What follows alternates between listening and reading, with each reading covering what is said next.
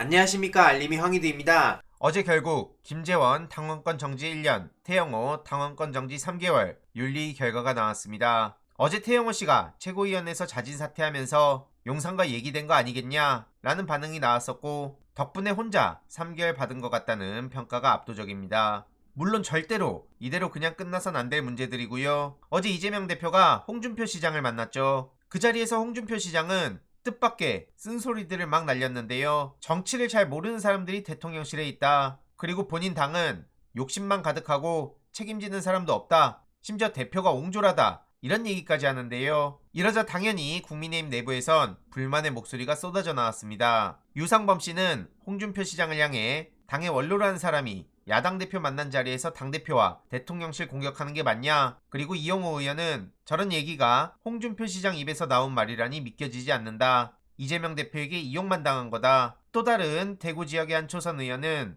자당의 당대표를 저렇게 얘기하는 건 적절하지 않다. 이렇게 내부에서도 비난의 목소리가 쏟아졌습니다. 게다가 직접적으로 저격을 당한 김기현 대표 측에선 여당 대표를 전혀 존중도 안 하고 해당 행위한 거 아니냐라고 목소리를 높였는데요. 정작 해당 소식을 접한 시민들은 틀린 말 안 한 것 같은데 아무 말도 못하는 다른 정치인들보다 훨씬 낫다, 이런 반응들이 이어지고 있습니다. 그리고 윤석열 대통령은 굳이 설명이 필요 없을 정도로 막장이란 말밖에 안 나오는데요. 지금 교육계 문제도 만 5세 조기 입학 논란부터 갈등이 잠복된 정책들이 무수히 많다는 게 가장 심각한 문제입니다. 앞으로 예고된 갈등 의제도 지나치게 많다는 거고요. 이런 와중에 이명박 정부에 문제가 많았던 정책들을 그대로 다시 가져오려는 거 아니냐, 이런 우려의 목소리도 계속해서 나오고 있습니다. 이런 심각한 상황에 뉴라이트 이주호 장관이 다시 복귀했고, 교육을 산업발전에 필요한 인재 공급 수단 정도로 격화시키는 교육 철학을 보여줘서 대통령부터 저런 생각을 갖고 있는데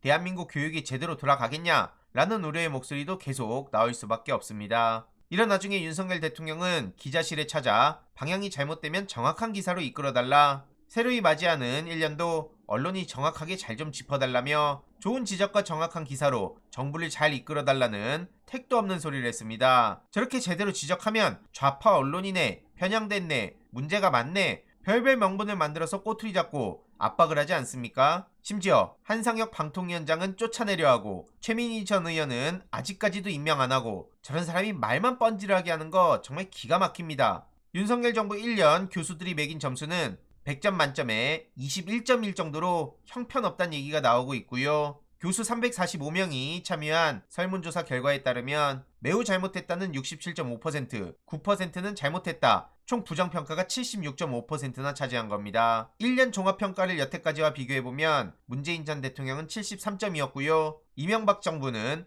24점이었습니다. 그것보다 낮은 거고요. 국정운영 부문에선 문재인 전 대통령이 67.75점, 윤석열 대통령은 19.25점, 그리고 국정과제에선 문재인 전 대통령이 53.42점, 윤석열 대통령이 34.69점입니다. 그렇게 문재인 정부를 비난하지만 뭐 하나 제대로 나은 게 아무것도 없고요. 이러니 많은 시민들은 잘하는 거라곤 전 정권 물고 늘어지기밖에 없다, 21점도 과하다, 학생들 가르치는데 학생들이 시험 볼 때 찍으면 딱 20점 나온다, 이런 반응들까지 나오고 있습니다. 그래서 다른 언론에서도 윤석열 대통령의 지지율이 형편없다는 보도가 계속 이어지고 있는데, 그도 그럴 것이 여론조사 결과가 증명해주는 거 아닙니까? 특히 세 가지 포인트로 가장 빠르게 낙하하고 콘크리트 지지층이 얇고 강한 부정평가층이 두텁고, 이건 매우 심각한 신호라는 거죠. 이런 심각한 상황에 자화자찬이나 하고 있으니 당연히 민심은 싸늘할 수밖에 없고요. 그래서 전국에서 윤석열 정부를 비판하고 당장 나가라는 분노의 목소리가 쏟아지고 있는 겁니다. 그래서 삭발부터 시국 선언까지 이어지고 있고요.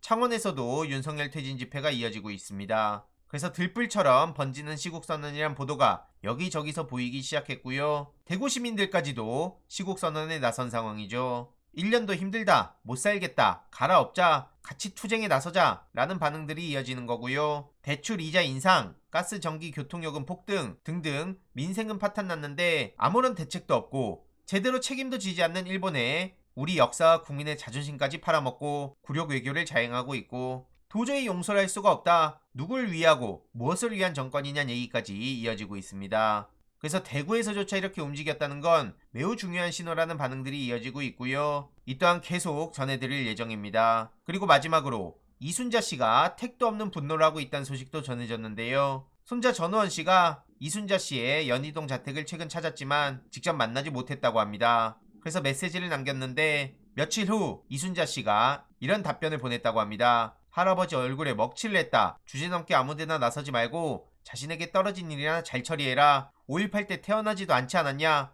라는 식으로 뻔뻔한 태도를 보인 겁니다. 이러니 엄청난 비판의 목소리가 이어지고 있고요. 참고로 저런 전두환 씨를 고평가했던 게 윤석열 대통령입니다. 저런 사람에게 뭘 더 기대할까요? 아무튼 이와 관련한 추가적인 소식들 계속 전해드리도록 하겠습니다. 이번 내용도 유익했다면 구독, 좋아요, 알림 설정, 멤버십 가입 정말 큰 힘이 된다는 점 말씀드리고 싶습니다. 주위에 널리 공유 부탁드립니다.